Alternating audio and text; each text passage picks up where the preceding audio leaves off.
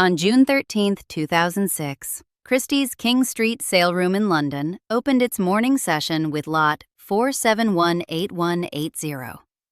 The auctioneer's description was precise. A diamond tiara fashioned in 11 separable elements, old-cut and cushion-shaped diamond clusters, alternating with scrolled cartouche motifs, set in silver and gold, made by the House of Garrard, circa 1870. Estimate, £150,000 to £200,000. The hammer came down at £926,400.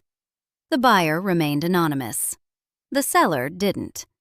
Viscount Linley, David Armstrong-Jones, Princess Margaret's only son, had consigned the piece along with approximately 800 other lots from his mother's estate. She'd been dead for 4 years and 124 days, and the tiara he'd just sold was the one she wore on her wedding day. 4 years isn't the year she died. That gap is itself part of the story. The sale that closed in those King Street rooms in June 2006 had been set in motion in January 1959, completed in May 1960, photographed in 1962, and tested by everything that followed. The Poltimore tiara, bought by Margaret herself at Sotheby's, worn once on the most public day of her life, kept through the collapse of the marriage that day was meant to celebrate, is the single object that traces the entire arc of a marriage the Windsors spent 50 years pretending had been normal. A woman at an auction house in 1959, a bathtub in 1962, a hammer in 2006. 46 years of accumulated silence in between. On January 29, 1959, a diamond tiara went under the hammer at Sotheby's in London. The consigner was the 4th Baron Poltimore. The contemporary Grantham Journal reported the transaction within weeks. A diamond tiara sent by Lord Poltimore, which was bought for £5,500 by a firm of London jewelers. The buyer on record was that firm. The jewelers were acting as agents. The actual purchaser was Princess Margaret Rose, 28 years old, younger sister of the Queen, and at that moment not yet engaged, not yet officially linked to anyone, not yet anything she hadn't already been for her entire life. She'd been advised to make the purchase by Patrick Plunkett, 7th Baron Plunkett, who served as deputy master of the household to Queen Elizabeth II from 1954 until his death in 1975. Plunkett was the kind of courtier whose usefulness resided not in ceremony, but in anticipation. He understood the court's internal logic precisely enough to navigate its edges. What he understood about Margaret's situation, and what led him to flag the Sotheby's lot to her attention, was that she needed something the institution couldn't take back. The rule being navigated around was this: royal brides borrowed tiaras from the Crown's jewel vault, or received them from the monarch as gifts on the monarch's authority. Margaret did neither. The Poltimore tiara, when she bought it through the intermediary jewelers, had no connection to the House of Windsor at all. It was Victorian aristocratic jewelry that had spent 90 years in a Devon family's possession, commissioned in 1870 for Florence Bampfylde, wife of the 2nd Baron Poltimore, by Garrard of London, worn at the coronation of King George V in 1911, and sold in 1959 because the Bampfylde line was doing what hundreds of English landowning families were doing in the post-war decades, liquidating what they could no longer afford to maintain. The 2nd Baron, Augustus Frederick George Warwick Bampfylde, had served as treasurer of the household to Queen Victoria in the early 1870s, which gave the tiara a faint irony of provenance, a piece made for the household of a Victorian politician who managed the Crown's accounts, sold off by his successors when those accounts finally ran dry, purchased by an intermediary acting for a living monarch's sister. Poltimore House itself the Bampfylde family seat near Exeter, was by the 1950s already on its way toward the institutional conversion that would take it through a military hospital, a medical facility, and decades of managed decline. The tiara wasn't the last valuable thing the family had to sell. It was, from the outside, an unremarkable entry in the long ledger of British country house dispersal. From Margaret's perspective, it was the opposite of unremarkable. Sarah Prentice, creative director at the House of Garrard, told Vogue in 2020, "It's such a modern thing. We're finding more and more now that women are purchasing for themselves, but way back in 1959, she chose it for herself. She must have loved it to do that." The word modern is doing considerable work in that sentence. In 1959, within the structural grammar of royal womanhood, buying your own crown wasn't modern. It was transgressive. Not loudly, not in any way that required a press statement or a confrontation, but transgressive in the specific sense that it was an act of self-definition at a moment when Margaret's identity was being decided for her by every institution around her. The tiara was built for permanence. Garrard had set the stones in both silver and gold, threading a brown ribbon through the framework so the band would sink into dark hair and render itself invisible, leaving only the diamonds floating above. The design evoked the Victorian botanical fashions of the 1870s, scrolled motifs around the central clusters. The whole piece graduated in height across its 11 elements. When fully assembled, it almost appeared to sit on nothing, sustained by its own internal structure. It could also be taken apart, reconfigured as a fringe necklace, as Margaret would wear it to the Royal Opera House in a pre-wedding outing, or disassembled entirely into 11 individual brooches. She bought it 13 months before her engagement was publicly announced. The engagement to Anthony Armstrong-Jones was declared on February 26, 1960.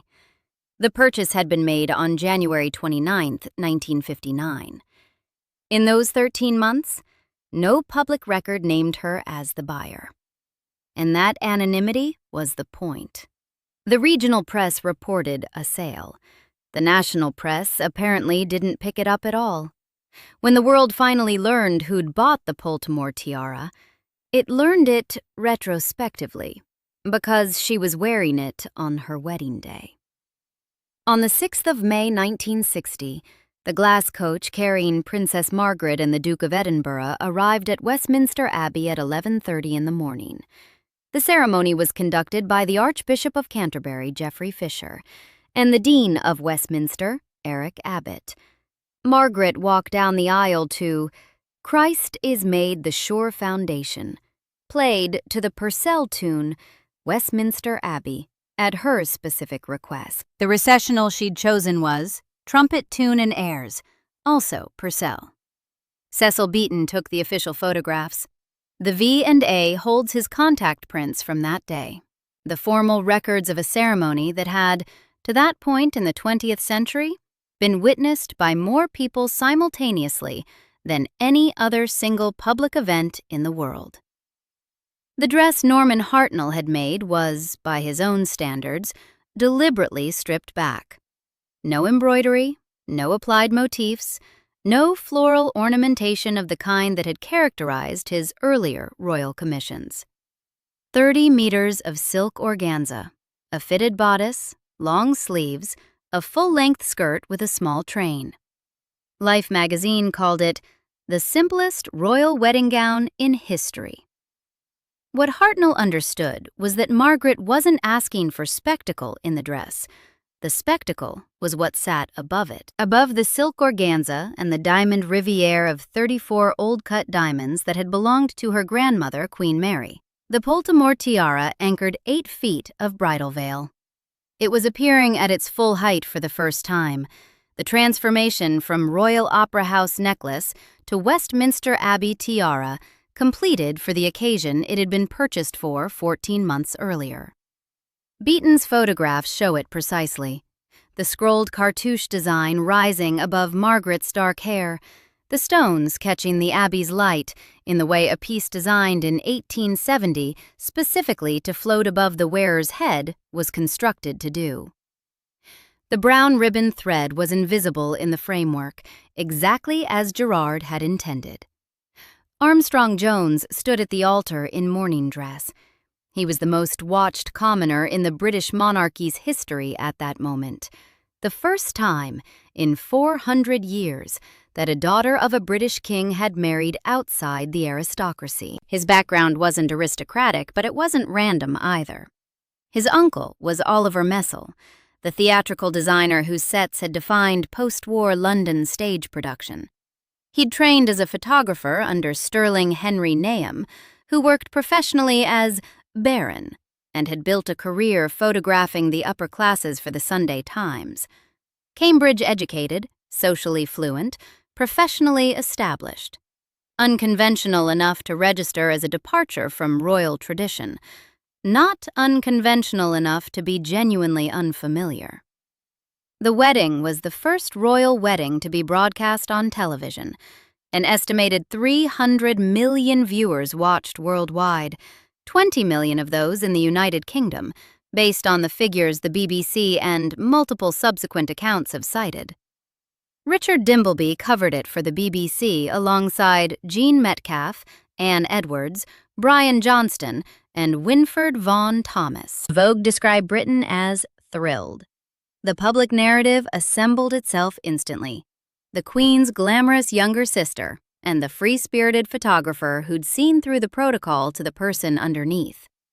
What the 300 million viewers couldn't have known, what couldn't be reported in May 1960 and wasn't confirmed until 2004, was that on 26 May 1960, 20 days after the wedding, while Margaret and Armstrong-Jones were on their 6-week Caribbean honeymoon aboard HMY Britannia, a woman named Camilla Fry gave birth to a daughter. Camilla Fry was the wife of Jeremy Fry, the man who'd been announced as Armstrong-Jones's best man before a prior criminal conviction for importuning forced him to withdraw from the role. Armstrong-Jones agreed to a paternity test in 2004, confirming the child was his. The marriage began carrying a secret before it had properly begun. The Tiara that morning had no way of knowing that. Neither did the 300 million people watching. 2 years into the marriage, in their apartment at Kensington Palace, Armstrong-Jones took a photograph of his wife in a bathtub. She was wearing the Poltimore tiara and nothing else. He was visible in a mirror within the frame, the husband behind the lens, caught in the glass, present in the image he was constructing. Start with what's confirmed. The photographer was Armstrong-Jones, not Cecil Beaton. Beaton photographed Margaret throughout her life, and she remembered him with evident warmth. I really adored him, because he was always very tender with me, very sweet to me, she said. But the bathtub photograph was Armstrong-Jones's work. His reflection is visible in the mirror in the image.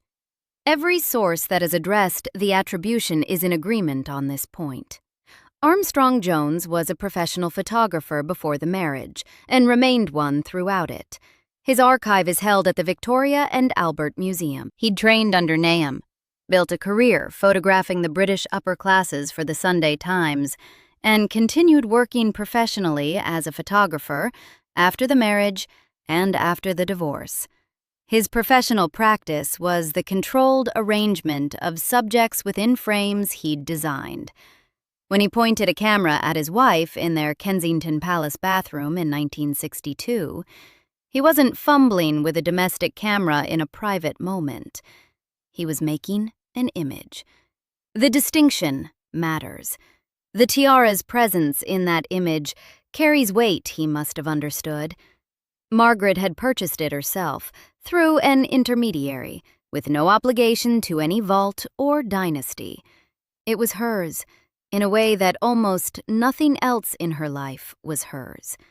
Not the apartment, which was allocated by the Crown, not her public role, which was assigned by birth, not the diamond Riviere from Queen Mary, which was a dynastic piece rather than a personal purchase. The Poltimore tiara was hers by market transaction, which in her particular context was as close to self-determination as the structure allowed.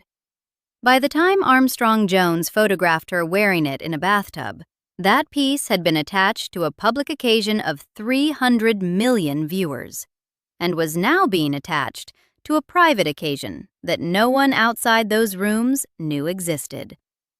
The crown that had floated above her veil in full national broadcast was now resting on her hair in a domestic interior, with her husband's reflection framed in the mirror behind her.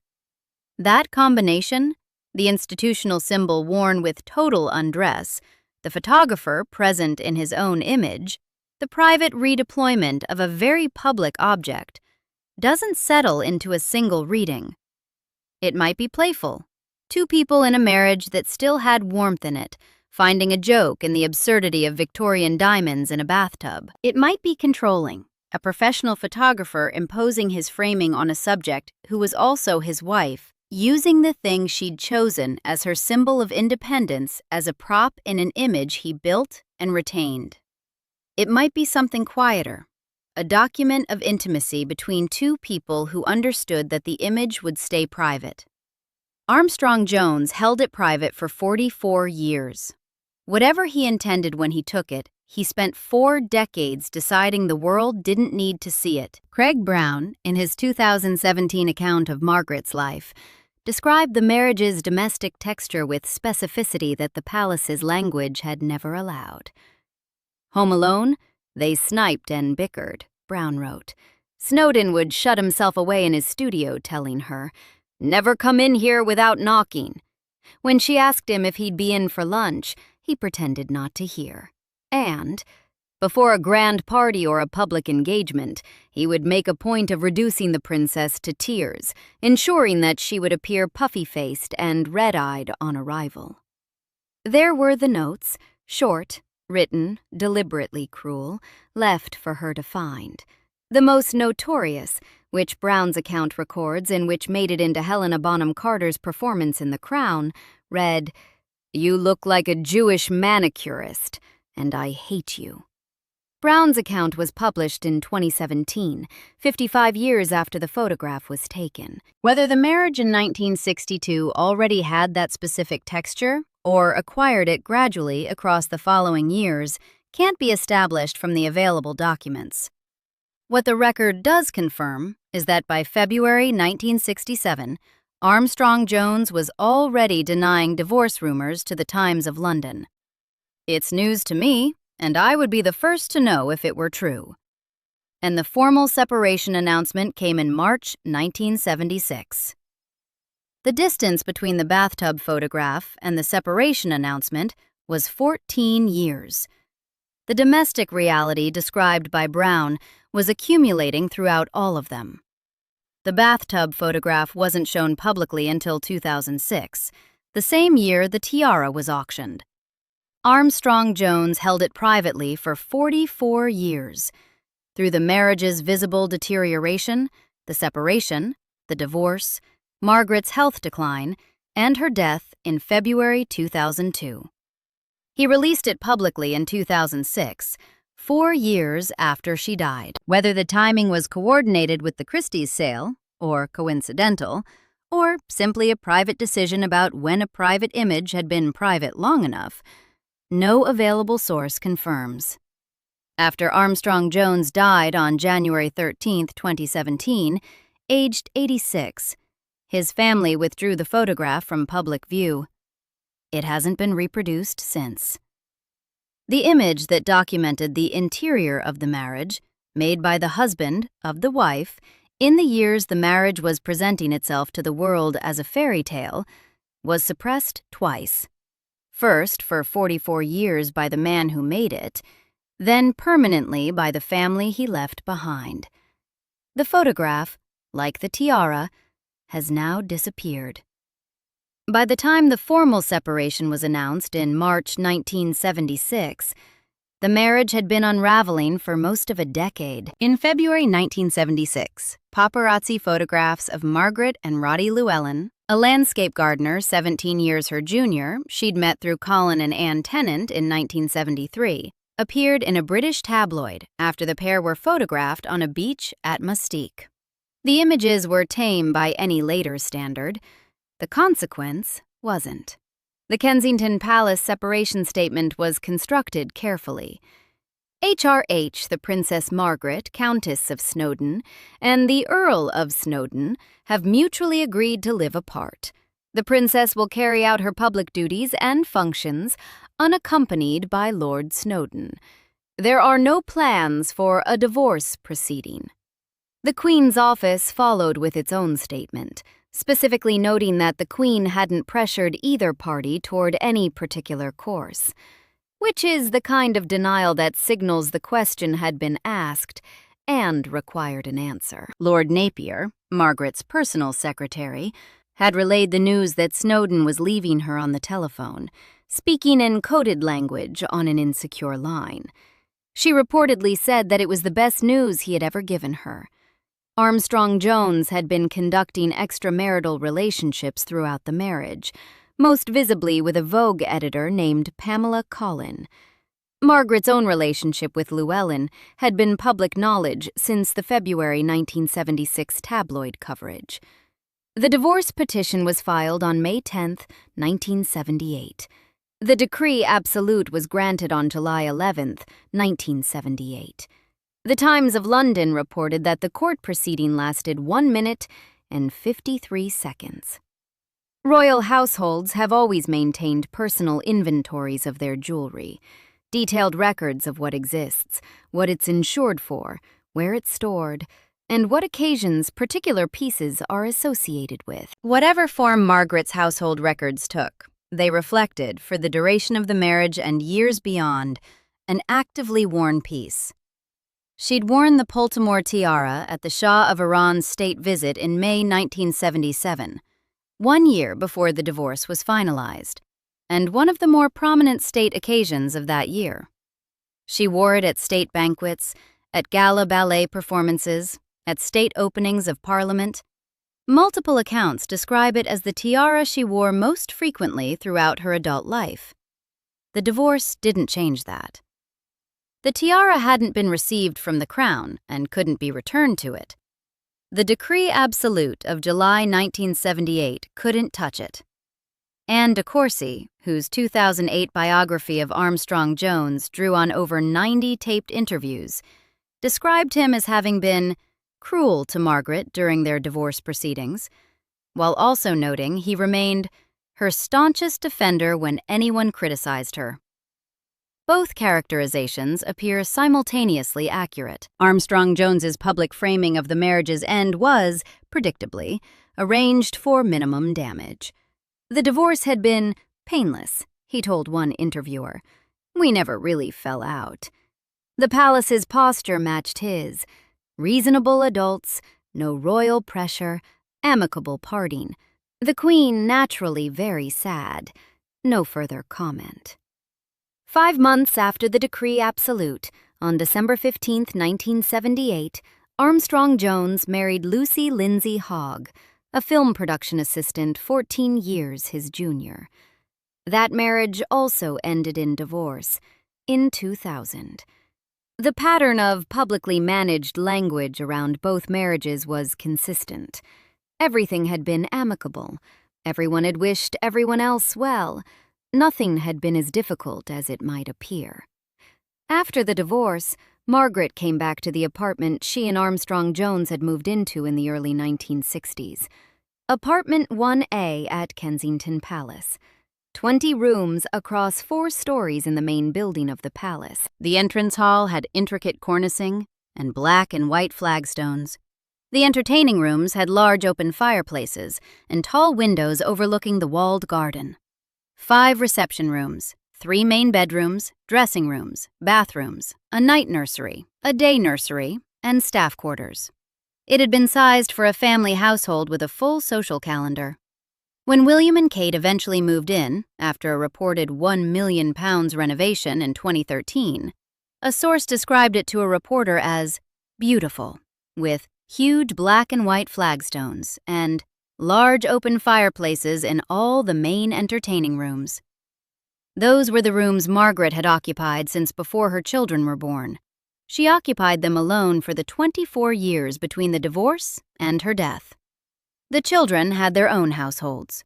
Armstrong-Jones had remarried. The apartment was hers by Crown allocation, unlike the Tiara, which had been hers by purchase, a distinction that felt more significant the longer the divorce receded. And she lived in it as a woman who'd had the use of 20 rooms and gradually required fewer of them. Her social life in the early post-divorce years wasn't empty. She continued official engagements, continued the mystique visits, continued the dinners and the close circle of friends who'd been part of her adult life for decades. Les Jolies Eaux, the 10-acre mystique villa that Colin Tennant had given her as a wedding present in 1960, designed by Oliver Messel on a hillside above the Caribbean, remained her retreat from the formal weight of the palace until 1996. Messel was Armstrong-Jones's uncle, the theatrical designer whose eye had defined the post-war British stage. He'd built Margaret's Caribbean retreat, and the man whose cruelty she'd spent 18 years negotiating had been built, partly, from Messel's sensibility. There's a specific irony in that provenance that the geography makes visible.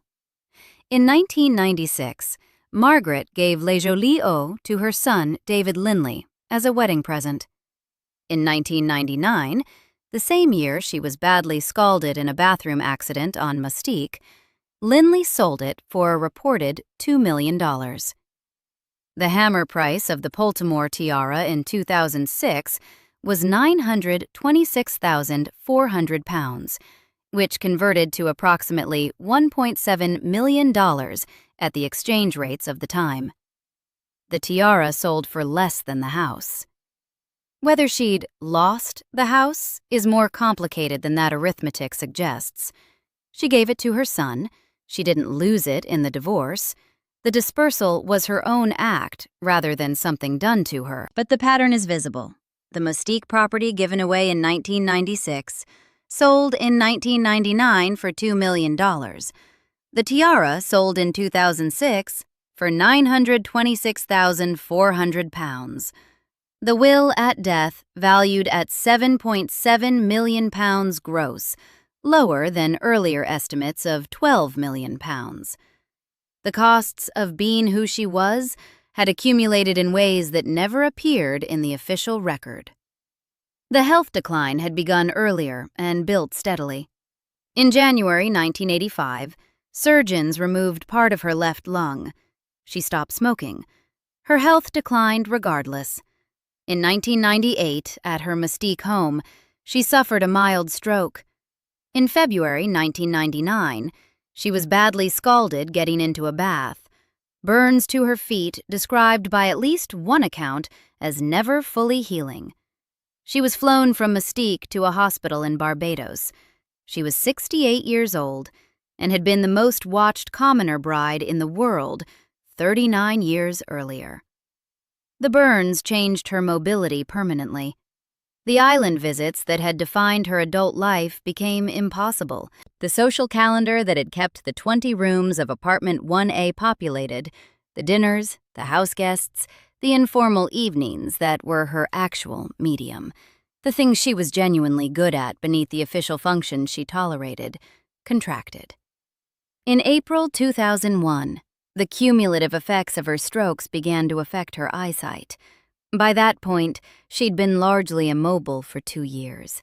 She told journalists, when asked about her public image, that, "Everything I have to say is visible in my face." That's not quite accurate as a biographical method. The face had been managed, and managed well, for decades. But as a statement about her attitude toward the official record, it has a specific precision. She wasn't interested in offering the narration. She expected the observer to do the work. On February 8, 2002, she suffered another stroke. On February 9, 2002, aged 71, Princess Margaret died at King Edward VII's Hospital in London, of cardiac complications. She'd never remarried. She left behind the 20-room apartment, an estate to be settled, a collection of jewelry and Fabergé and silver and furniture and works of art accumulated over a lifetime, and the Poltimore tiara, still hers, still in the apartment, still carrying everything it had accumulated since January 1959. The estate was valued for probate at £7,700,176 gross, £7,603,596 after liabilities. The inheritance tax liability was estimated at approximately £3.1 to £3.5 million. Earlier estimates circulating before the probate figure had been as high as £12 million. The actual figure was lower, reflecting prior asset disposals and the costs of a decade of sustained health management. The principal beneficiaries were Viscount Linley and Lady Sarah Chatto. The Queen wasn't a beneficiary. Shortly after Margaret's death, the will was sealed by court order, along with the Queen Mother's will, which was probated within weeks, and it hasn't been made publicly available since. The Cambridge Law Journal confirmed both sealings. Whether the Poltimore tiara was specifically named in Margaret's instructions, or whether it passed under a general personal property clause directed toward her children, can't be confirmed from any available source. The document that would resolve that question is the sealed document that can't be read. That sealing is itself a fact worth marking. The woman who bought her own tiara before her engagement, who kept it through the marriage and the divorce and the health failures and the last years alone in 20 rooms, left instructions that no one outside her immediate family can access. The institution that spent decades managing the narrative of her marriage sealed the will that might have clarified what she'd intended for its most visible symbol. Both of those acts, the purchase in 1959 and the sealing in 2002, are consistent with a pattern. She controlled what she could, and what she couldn't control was controlled for her. Christie's brought the Poltimore tiara out for public preview on June 9, 2006, 4 days before the first sale date. The Guardian reported that morning. Jewelry belonging to the late Princess Margaret, including the tiara she wore at her wedding, went on public display today, ahead of being put up for auction. Approximately 800 lots, jewelry, Fabergé, silver, furniture, works of art, had been assembled from apartment 1A. Viscount Linley and Lady Sarah Chatto had consigned the collection specifically, the Deseret News reported, to pay an estimated $5.5 million in inheritance taxes. Christie's press release described the Poltimore tiara as originally created by royal jeweler Garrard in 1870 for Lady Poltimore. The Provenance note traced the chain from Florence Bampfylde through Sotheby's on 29 January 1959, where it was bought for £5,500 through Margaret's ownership and the Westminster Abbey wedding of 6 May 1960. The estimate was £150,000 to £200,000, set by Christie's jewelry department against their assessment of what material value plus documented celebrity provenance would attract. On June 13, 2006, the morning sale opened. The bidding for lot 4718180 opened against its estimate of £150,000 and didn't stop. The hammer came down at £926,400, nearly 5 times the upper estimate. The full 2-day sale across both sessions returned approximately £10 million. Other lots performed dramatically above estimate. An anonymous buyer paid over $2.2 million for a Fabergé clock in the same sale, the second highest price ever paid for any Fabergé clock at auction. The tiara was, nonetheless, the transaction that defined the room. Academic analyses of celebrity provenance auctions have documented consistently that association with specific named individuals drives prices above material value, and the 2006 Margaret sale is itself one of the case studies cited in that literature. What the bidders were paying for was a chain of custody. Garrard to Bampfylde to Sotheby's, 1959, to Margaret's hands, to Westminster Abbey, to Kensington Palace, to Christie's, 2006, that placed every event in the object's history inside a verified documentary record. 2 or more bidders drove the price to £926,400. At that point, one of them decided it was enough. The buyer remained anonymous. Press reports at the time described a private buyer from Asia. One source identified more specifically as a bidder from China, though that attribution appears in a single account and Christie's hasn't commented publicly. The buyer has never been identified. The tiara has never been photographed since the sale. Its current location is unknown. In the same year, Armstrong-Jones exhibited the 1962 bathtub photograph publicly for the first time. He'd held it privately for 44 years, through the marriage, the divorce, Margaret's declining health, and her death. He released it publicly in 2006, the same year the tiara was auctioned. Whether that timing was coordinated with the estate or simply coincidental can't be confirmed from any available document. 2 conflicting accounts exist in the biographical record about whether Margaret specifically directed Linley to sell the tiara or whether he made the call on his own judgment. Neither account has been traced to a primary source, not to a letter, not to a confirmed passage in the sealed will, not to any verifiable statement from either child. The sealed will is the document that would resolve this, and the sealed will can't be read. This script doesn't resolve it because the evidence doesn't allow resolution.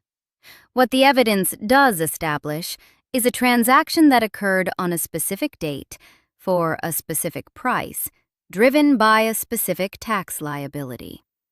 Linley and Chatto planned to use the proceeds to pay an estimated $5.5 million in inheritance taxes. The whole sale raised approximately £10 million.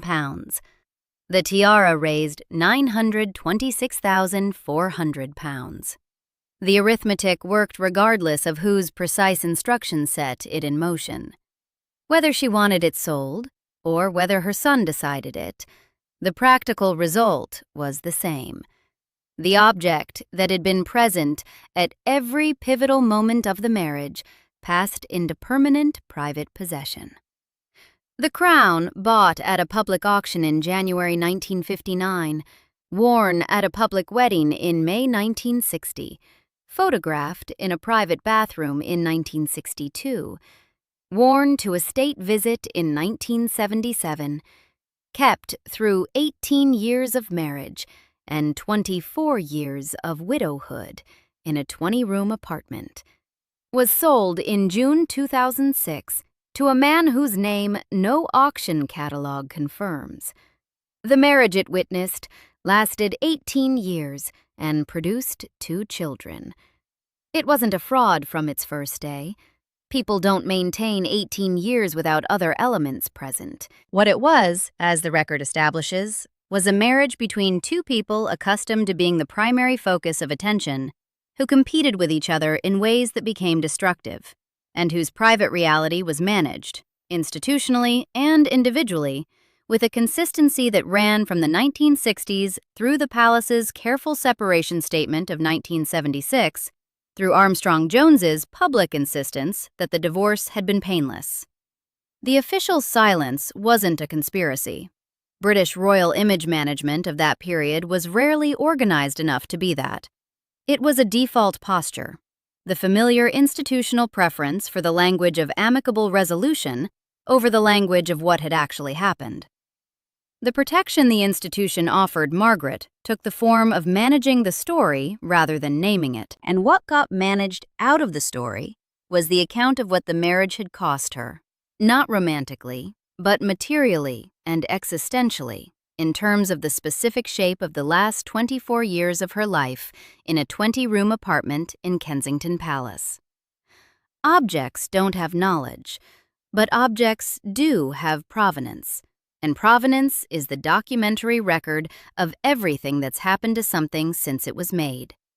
The Poltimore tiara's provenance runs from Garrard's workshop in 1870 to Florence Bampfylde's hair to the coronation of George V to a Sotheby's saleroom in January 1959 to Margaret's intermediary to Margaret's own hands to the Royal Opera House necklace appearance to the Norman Hartnell wedding veil in Westminster Abbey to the reflection in a Kensington Palace bathroom mirror in 1962, to the Shah of Iran's state visit in 1977, to storage in apartment 1A, to Christie's King Street on 13th June 2006, to the anonymous buyer who hasn't been photographed with it since. That chain doesn't need anyone's permission to tell. It wasn't sealed when Margaret died. The market in June 2006 knew exactly what it contained and bid accordingly. In 1960, the Poltimore tiara sat on Margaret's head as she walked down the aisle at Westminster Abbey in front of 300 million television viewers. In 2006, it sat in a locked case at Christie's as a man in a gray suit bought it and walked out. The buyer has never been identified. The tiara has never been photographed since. And the marriage it was meant to celebrate, the marriage that ended in 1978 and was mourned by exactly no one, had by then been over for 28 years.